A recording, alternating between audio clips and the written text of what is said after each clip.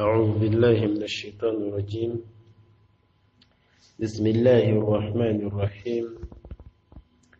الحمد لله رب العالمين، والعاقبة للمتقين، ولا عدوان إلا على الظالمين. أشهد أن لا إله إلا الله وحده لا شريك له، وأشهد أن محمدًا عبده ورسوله، صلوات الله وسلامه عليك يا رسول الله، وعلى أهل بيتك ومن تبعك بإحسان إلى يوم الدين. ثم أما بعد، عباد الله، أوصي نفسي وإياكم بتقوى الله عز وجل، والسمع والطاعة كما يحب ربنا ويرضى، حيث أمرنا الله سبحانه وتعالى في محكم تنزيله بعد أعوذ بالله من الشيطان الرجيم. يا أيها الذين آمنوا اتقوا الله حق تقاته ولا تموتن إلا وأنتم مسلمون.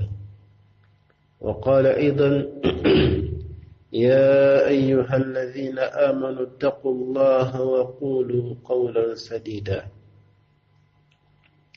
يصلح لكم أعمالكم ويغفر لكم ذنوبكم، ومن يطع الله ورسوله فقد فاز فوزا عظيما. abaganda banga b'ebitiibwa, tebaza allahu subhanahu wa ta'ala oyo awaniridde emyoyo gyaffe n'atutuusa mu nnaku zino eza Ramadan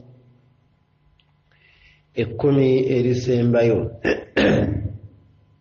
ennaku zino omubaka sallallahu alayhi wasallam okunyiikira kwe kwayawukanangako n'okwennaku 10 eryasooka,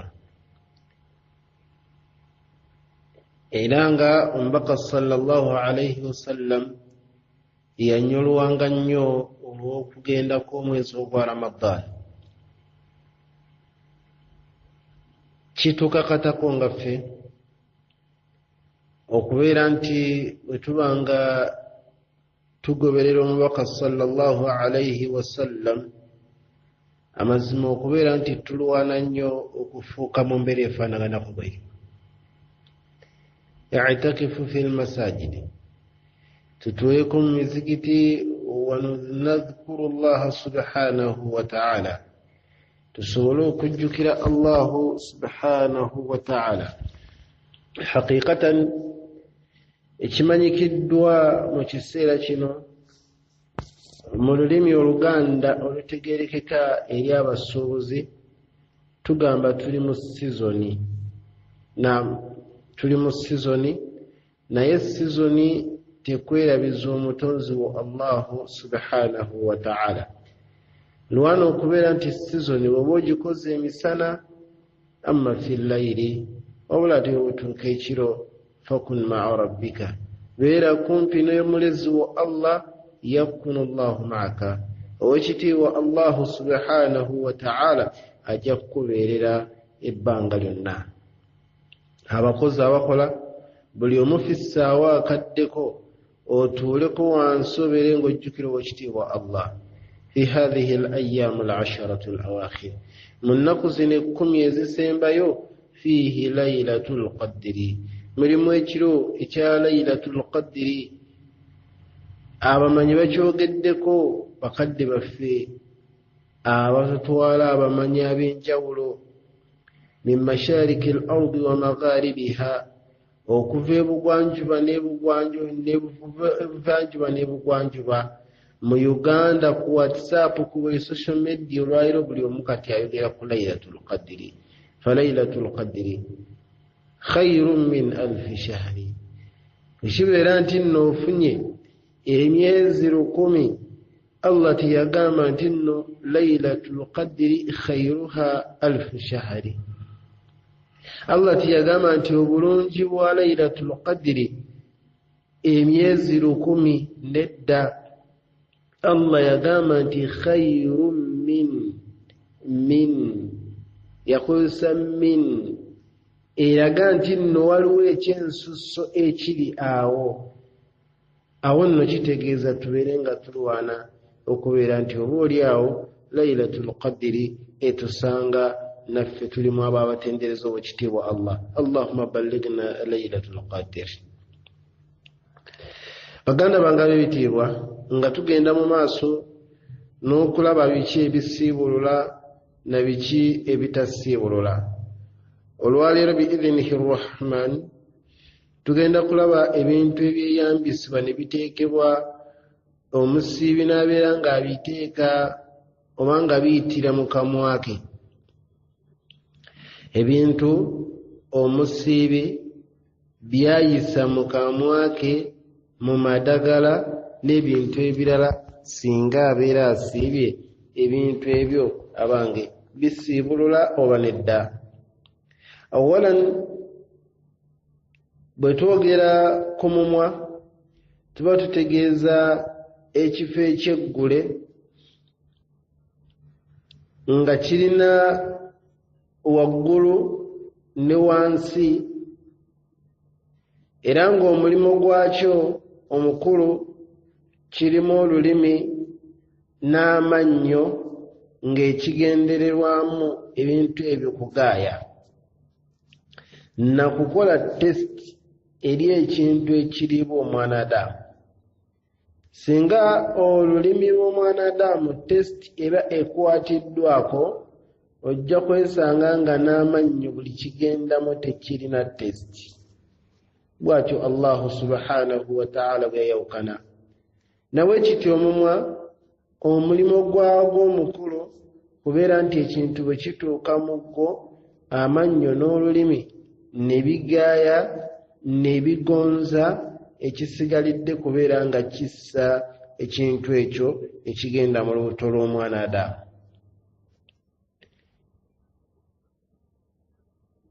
Nabwe kityo mu bintu omwana Adamu byayisa mu kamwa ke okuyingira mu lubuto birina embeera ez'enjawulo. Omwana Adamu asobola okubeera nga atadde mu lubuto lw'ekintu ekisiibulula naye ekintu ekyo wala tatajaawazuhu ne kibeera nga tekiyitawo kugenda wala. Nja kukugereza ng'okubeera nti nno omwana Adamu asenya amannyo. Kituufu bw'oteeka ebintu ebiwoomerera ebyo mu kamwako n'obeera nga osenyesezza amannyo, ebintu ebyo biri mu bintu ebisiibulula, naye bw'oba osiibye bikusiibulula. Ekyokubiri, ekintu asobola okubeera nti otadde ekintu mu kamwa waqad tatajaawazu lfam ila halqi faqat, n'obeera ng'otadde ekintu mu kamwa mu ebyo ebisiibulula ne kituuka mu ddookooli, oba ne kibeera ng'ekintu ky'otutte ne kibeera nga tatajaawazu lhalqi ila jihaazi tanafusi aw ila almaadda, oba ne kibeera nga ekintu ky'okutadde mu kamwa kikkiridde ne kibeera nga kiyita ku ddookooli ne kiyingira munda. Thumma oluvannyuma tartad, n'obeera ng'ekintu ekyo otandika okyegoga marratan ukhra ne kikomezebwawo duna an tastakirra fiihi, ne kitanywerera mu lubuto lwo. Kal munadhiru au kal manadhiru tibbiya, nga obunankani abasawo bwe bakozesa bubanga buuma ne bakakusonseka mu lubuto ne bagezaako okukebera olubuto lw'omwana Adamu lulimu buzibu ki. Ako nno kayita mu kamwa era kayita mu nnyindo ate kayita emmanju w'omwana Adamu. mu mbeera eyo ebigambo bye twogedde byonna bw'oba obijjukidde bulungi birina embeera nnya. Tusobola obutazimalayo olwaleero, naye embeera ez'ennya tugenda kunnyonnyola mpola mpola. Ekisooka okubeera nga embeera esooka gye tulabye وضع المواد المفطرة في الفم دون أن تتجاوزه. okuteeka ebintu ebisiibulula mu kamwa k'omwana Adamu naye ebintu ebyo ne bitasukka kamwako. Ebyokulabirako bingi bye tusobola okwewa. Ekisooka al-madmada, omwana Adamu okubeera nga anaaza mu kamwa ataddemu amazzi gasiibulula, era mu bintu nabyo byatugamba okusiibulukirako bwe waba nga tewali ntende nkozesa amazzi, naye amazzi ago n'ogassa mu kamwa ne gabeera nga gasigadde mu kamwa, n'obeera nga oli mu kunyeenya mbunyeenya. Ekyokubiri, tanziifu al-asnaan bil-ma'juun, omwana Adamu okweyambisa eddagala ly'amannyo okulongoosa amannyo. Okubeera ng'omwana Adamu abasawo basobola okuleeta eddagala ng'olina obuzibu mu kamwa, ne babeera nga balikozesa mu kamwako, naye ng'eddagala eryo teriyise oba terigenze kusukka ddookooli. Oba ntegerekka bulungi? Ekyokusatu, okubeera ng'omwana Adamu bamutaddemu aqras tahta lisaani, mulimu obuntu obukozesebwa bubanga mpeke naye nga babuteeka wansi w'olulimi. Obuntu obwo twagamba nti abantu abamu balina ekirwadde nga kya mu musaayi, naye ekirwadde ekyo si kirungi, era oba okitunuddeko kyonoona omubiri ne kigufuukuula. Kirwadde kya mu musaayi. N'abalina sukaali, n'abalina embeera endala oba puresha, kyetwandiise ashairatu addamawiya, abantu abo ebintu ebyo ne babeera nga bateeka wansi w'olulimi okubajjanjaba. Ebyo byonna tubitunuulira ne tulaba bigwa ku sayidi ki. Ekituufu, amazima abamanyi abamu bagamba nti omuntu okuteeka obuteesi, ekintu kyonna ekisiibulula mu kamwa n'obeera ng'okizannyisiza mu mannyo go, kiriibwa. Olya bulungi? Oba kikola ki naye nga tekisusseewo, la tadurru, tekirina buzibu eri musiibi, wala tufsidu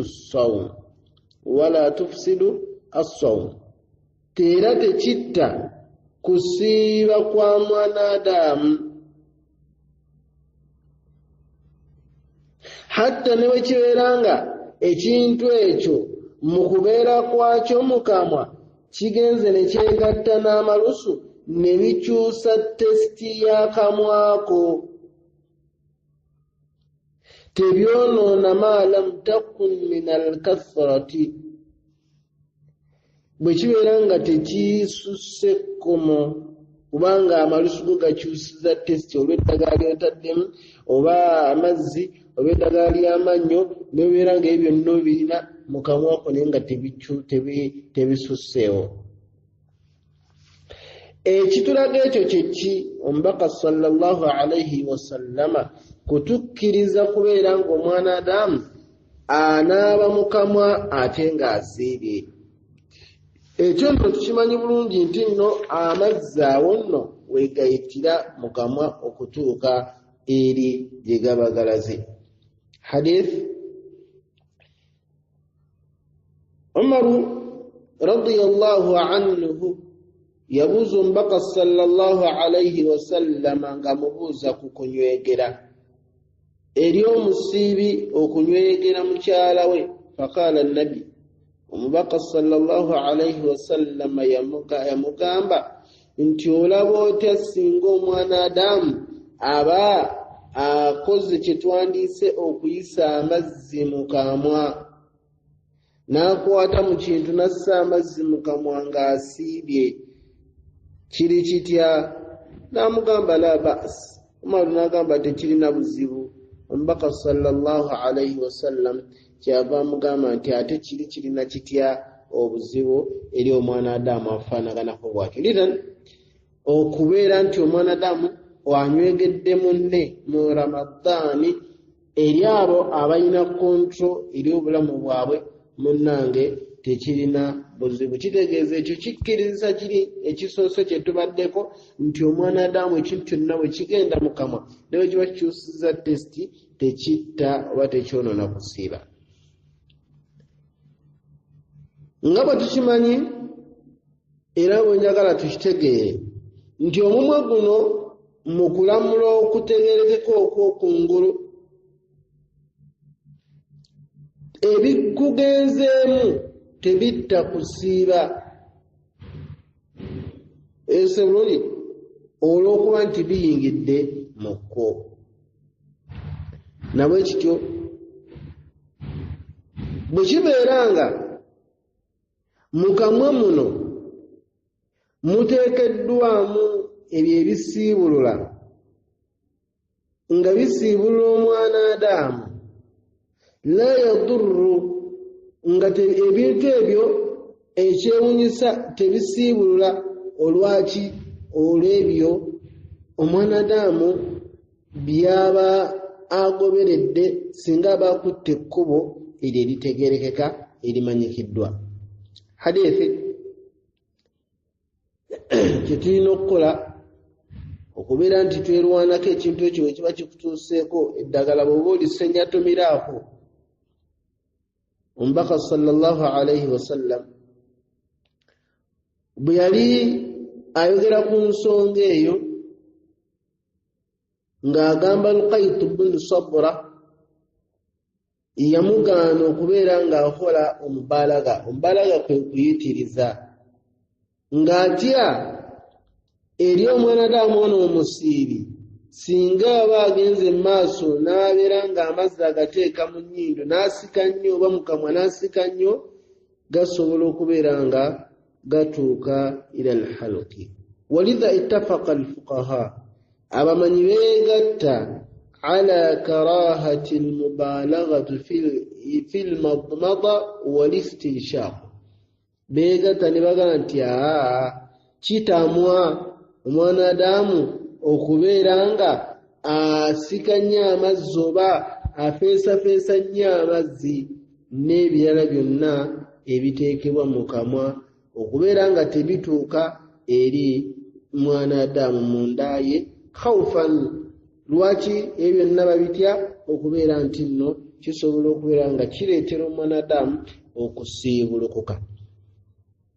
Ebyo byonna hadithi gye twayogeddeko eyasoose omubaka sallallahu alayhi wasallam eya Luqaytu bnu Sabratu yabeera nga amuziiza okukola embeera eyo. Yagamba sallallahu alayhi wasallam, asbighi alwudu wa khallil bayna al-asabi' wa baligh fi al-istinshaq illa an takuna sa'ima. Yali amukubiriza bw'aba afuna wuzu agire atuuseeko wala oya bulungi, bw'aba afuna wuzu ennyo zino zonna zikwatemu mu njala yisaamu ku kigogola oya bulungi. Naye ate n'amugamba wa baligh, beera nga ogenda wala nnyo fi istinshaq, mu kubeera nga amazzi ogassa mu nnyindo n'osika nobeera nga olongoosa ennyindo zonna. Kyava amugamba illa an takuna sa'ima, okujjako bw'obeera ng'osiibye munnange togenda wala, kubanga ekyo nno kyandikuviirako okusiibuluka. Eyo nno riwaaya ojja kugisanga mu sunan ez'enjawulo owulidde bulungi muganda wange ampuliriza mu sunan ez'enjawulo era riwaya endala oba enjogera endala ya hadithi nukila au nakala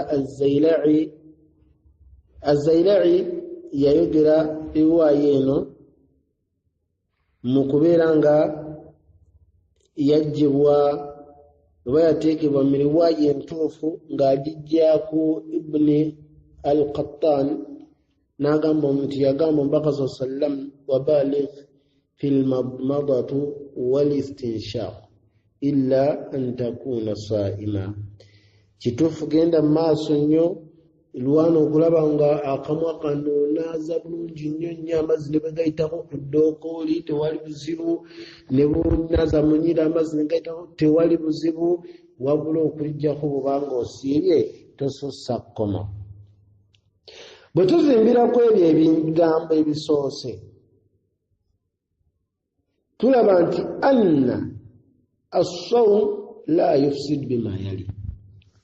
Ensonga zino eziri wansi tezitta kusiiba. Esooka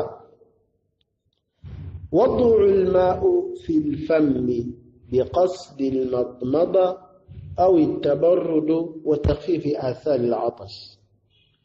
Omuntu okuteeka amazzi mu kamwa ng'agenda kunaaza mu kamwa, oba akasana kabadde kangi oli n'awulira ng'afa oya bulungi n'ayisaako buyisa n'akakannaabeko mu kamwa just egese bulungi tekirina buzibu ma lam yusbiq ila alhalqi minhu shay. Ebbanga ligamala ng'amazzi ago ge weeyambisizza tewaliwo yadde akatuuse mu ddookooli.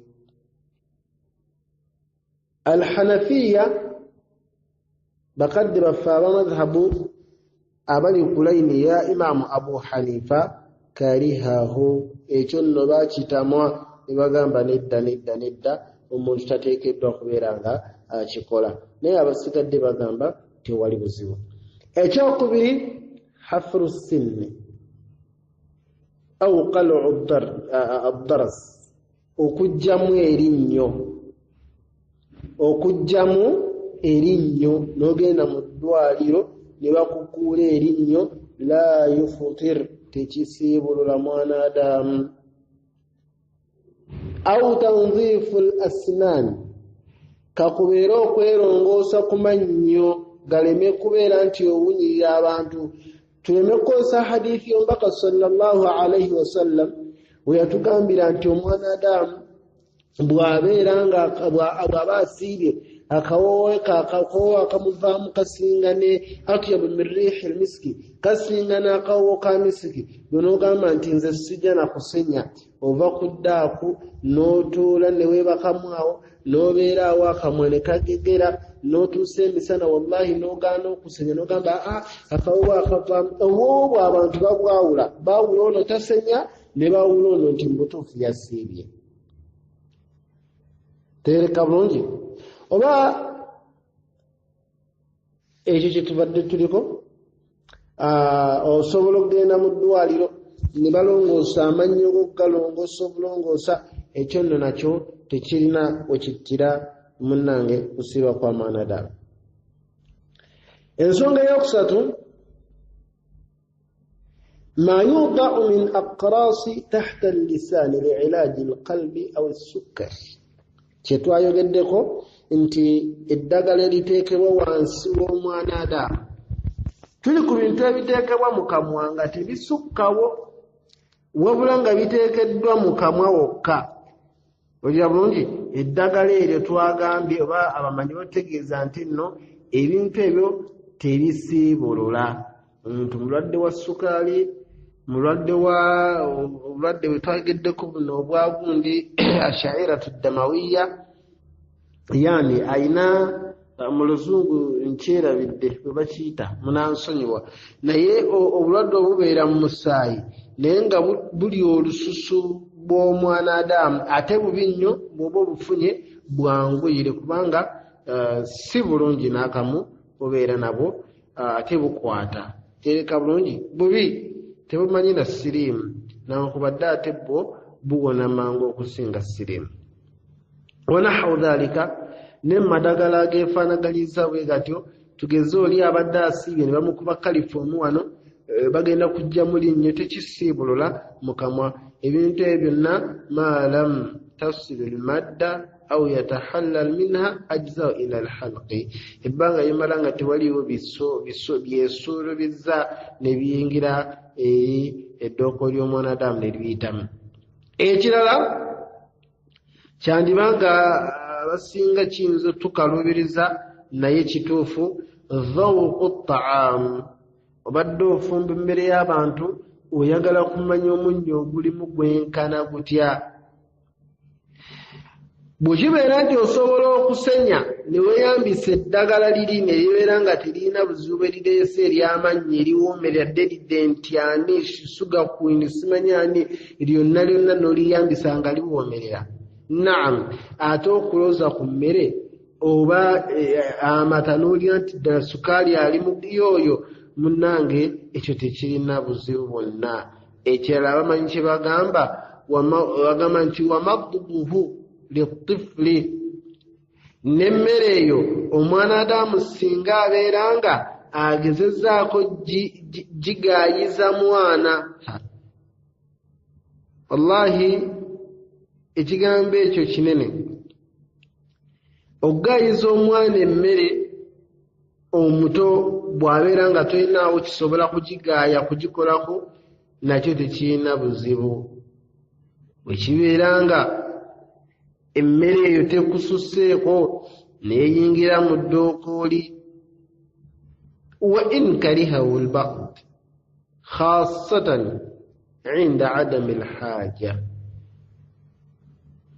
abamanyi abamu ekyo baagamba nti nedda ojja kunoonya mu bitabo ebiyitibwa almabsuut asobola okusoma ku nsonga eyokka peegi 93 ojja kubeera ogiraba ku peegi ya 93 omuzingo gwa 3 ojja kusoma mu kitabo ekiyitibwa almudawwanatu lkubra omuzingo ogusooka peegi 207 ojja kusoma mu kitabo ekiyitibwa almajmuu omuzingo gwa 6 peegi 395 ne alfatawa alkubra omuzingo gw'okutaano peegi 376 ensonga y'okubeera ng'omwana adamu agaaya emmere ng'agigaayiza omwana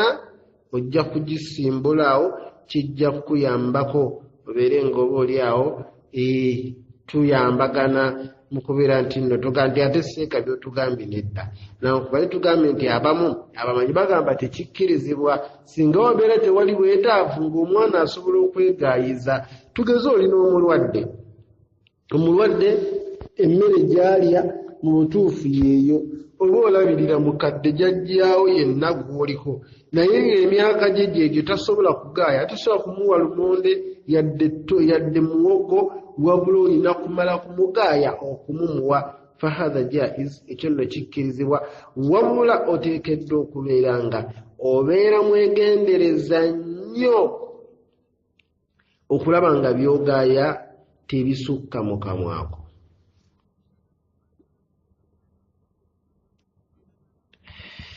ekisembayo ku nsonga eyo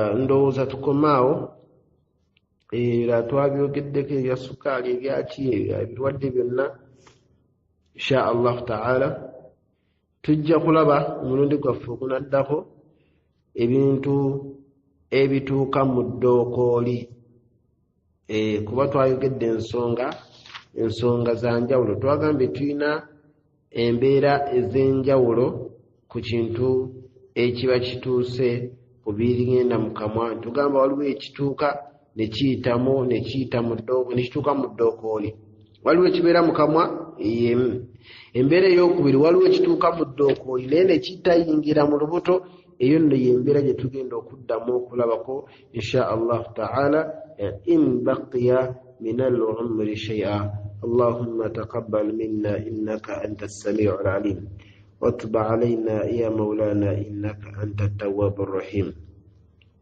أي الله تكسب وتيجرزي بسنغو كبير برونجي yanukula okusiiba kwaffe oteeke mbaddubo bw'osiima ate era bw'oyagala ate era abaddubo abagenda okubeera nti nno obayingiza ejjana ey'emirembe. Aye Allah tukusaba otusinkanye ekiro kya Laylatul Qadri.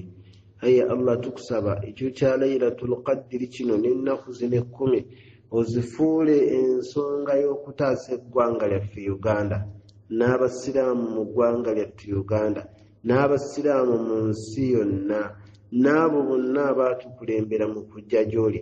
Aye Allah tukusaba obeerenga Allah mu nnaku zino 10 eza Ramadan zifuuke ensonga mu kubeera nga Uganda yaffe efuna eddembe okweyubula eri abo abatta abantu.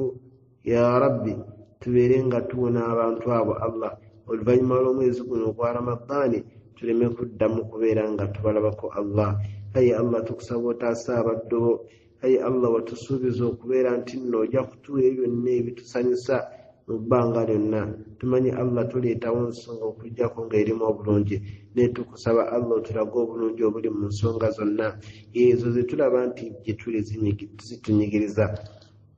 Aye Allah tukusaba osonyiwe bayizi bannaffe, basomesa bannaffe, baganda baffe, bakitaffe bonna abatuvuddeko emabega obeere ng'obasonyiwa byonna ebyabasobako, obeere ng'obayingiza ejjana, obafuulire enzija zaabwe ezimu mpya z'omujjana. Aye Allah obagaziirize entaana zaabwe. Aye Allah tukusaba onyolule emyoyo gyaffe, onyolule ensingo zaffe, onyolule ensingo zaffe mu muliro oteeke mbaddu abo mu jjana. Aye Allah tukusaba otuwe okubeera nga tukujjukira, otuwe ennimi ezikujjukira, otuwe obwongo obukujjukira, otuwe okwagala okubeera nga tukola ebyo byokka Allah byeyagala. Aye Allah tukusaba ekyo kyonna ekibuzaabuza emyoyo gyaffe Allah obeere ng'okituggyako. Aye Allah tukusaba ekyo kyonna ekyonoona obudde bwaffe ne kibutwala ne bibeera nga tumala nga tetulina kye tukoleddemu obeere ng'okitwewaza, obeere ng'okituwugula.